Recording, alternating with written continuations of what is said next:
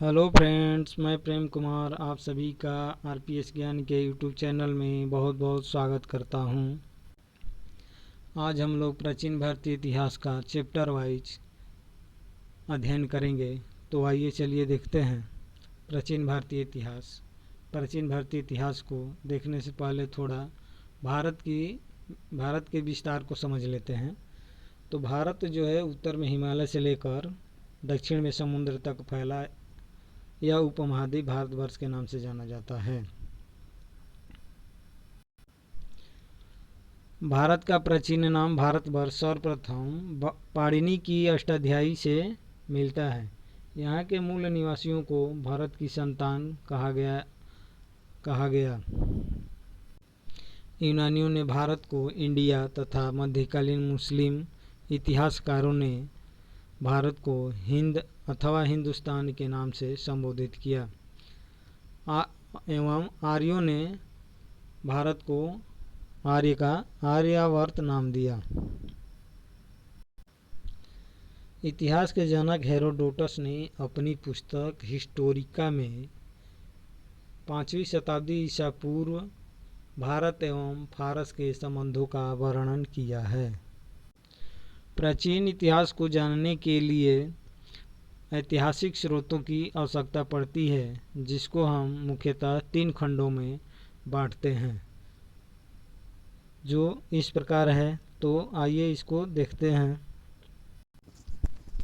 इतिहास, जिसका अर्थ होता है वास्तव में ऐसा था, मतलब यह अतीत की सभी घटित घटनाएं होती है जो वास्तव में ऐसा था, जिसका अर्थ होता है। तो आइए इसको 3 खंडों में बांटा गया है, देखते हैं कौन कौन से हैं। तो पहला जो है प्रागैतिहासिक काल, दूसरा जो है आधैतिहासिक और तीसरा जो है ऐतिहासिक काल। प्रागैतिहासिक काल उस काल को कहते हैं जिस काल में लिखित साक्ष्य नहीं मिले हैं। जिस काल के लिखित साक्ष्य नहीं मिले हैं उसे प्रागैतिहासिक काल कहा जाता है। दूसरा जो है आधैतिहासिक काल। आधैतिहासिक काल वह काल है जिसमें लिखित साक्ष्य मिले हैं लेकिन अभी तक उसे पढ़ा नहीं गया है, इसलिए उसे आधैतिहासिक काल कहा जाता है। इस काल में भी पुरातात्विक साक्ष्य मिले, लिखित साक्ष्य भी मिले, लेकिन उसे अभी तक पढ़ा नहीं गया। उदाहरण के तौर पे देखें तो हड़प्पा सभ्यता जो थी वो ऐतिहासिक काल में आता है। उस समय हड़प्पा सभ्यता काल में मुहरें मिली हैं जो चित्रात्मक थी, जिसे अभी तक पढ़ा नहीं गया है। उसके बाद अगला जो है तीसरा ऐतिहासिक काल। ऐतिहासिक काल वह काल है जिस समय मनुष्यों के पास लिखित साक्ष्य थे, पुरातात्विक साक्ष्य भी थे और उसे पढ़ा भी गया है। तो ऐसे काल को ऐतिहासिक काल कहा जाता है। उदाहरण के तौर पे देखें तो वैदिक काल जो है ऐतिहासिक काल का उदाहरण है। बौद्ध काल है, जैन काल है, महाजनपद है, मौर्य काल है, ये सब जो है ऐतिहासिक काल के उदाहरण है। तो इन तीनों को हम लोग थोड़ा संक्षेप में समझें। अब इसके बाद जो है प्रागैतिहासिक काल को 3 वर्गों में बांटा गया है। प्रागैतिहासिक काल को 3 वर्गों में बांटा गया है। कौन कौन? तो पाषाण काल, कांस्य युग, लौह युग। पाषाण काल वह काल जिस समय मनुष्यों ने पत्थर के ही औजार, शिकार करने के लिए पत्थरों के औजार बनाते थे, पत्थरों के घर में रहते थे, मतलब गुफाओं में रहते थे। सारा जीवन जो है मनुष्यों का सारा जीवन पत्थरों पर आधारित था। उस काल को पाषाण काल कहते हैं। कांस्य युग उस युग को कहते हैं जिस काल में शिकार करने के लिए या औजार बनाने के लिए कांसे का प्रयोग किया जाता था। कांसा एक प्रकार की धातु है जो 2 धातुओं के मिश्रण से बना है। टीन तथा तांबा, 2 धातुओं के मिलने से कांस्य बना है।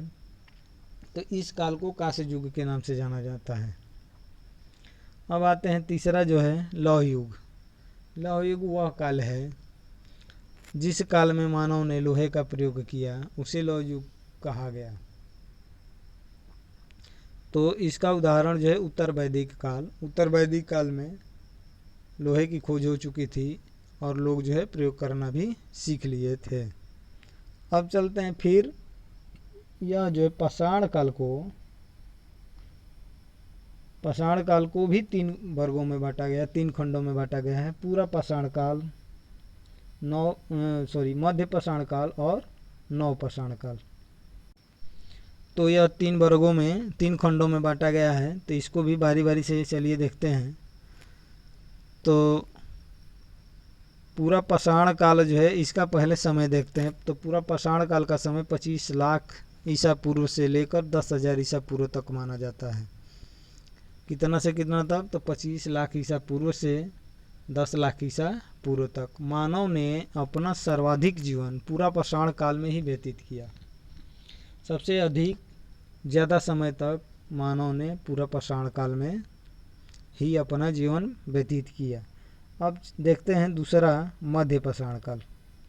मध्य पाषाण काल का समय 10,000 ईसा पूर्व से लेकर 4,000 ईसा पूर्व तक माना गया है। इस काल को 10,000 ईसा पूर्व से लेकर और 4,000 ईसा पूर्व तक माना गया है। अगला जो है नव पाषाण काल। नव पाषाण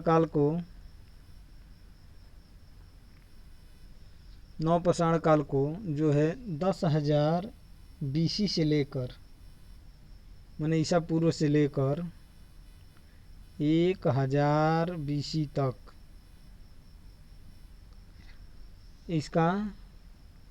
तक यह काल माना जाता है। इसका जो है समय नव पाषाण काल का 10,000 BC से 1,000 BC तक या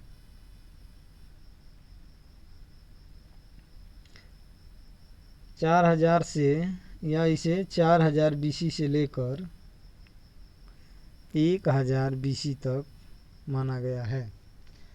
ऐसा इसलिए हुआ है क्योंकि 10,000 जो है 10,000 ये दोनों काल मध्य पाषाण काल और नव पाषाण काल ये दोनों काल जो है एक संक्रमण काल थे, मतलब मिले जुले। इधर इसका भी विकास हो रहा था और साथ साथ नव पाषाण काल का भी विकास हो रहा था।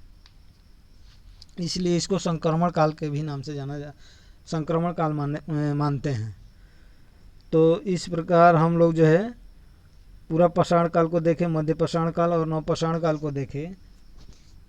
अब इसके बाद हम लोग पूरा पाषाण काल और मध्य पाषाण काल, नव पाषाण काल को भी विस्तार से पढ़ेंगे कि कौन कौन से पूरा औजार जो है पूरा पाषाण काल में मिले, मध्य पाषाण काल में कौन कौन से औजार मिले, नव पाषाण काल में कौन कौन से औजार मिले। उसके बाद स्थलों को देखेंगे। अगले वीडियो में इसके स्थल को देखेंगे और खोजों को देखेंगे। तब तक के लिए आप सभी से जय हिंद, जय भारत। अगली वीडियो में फिर मिलेंगे।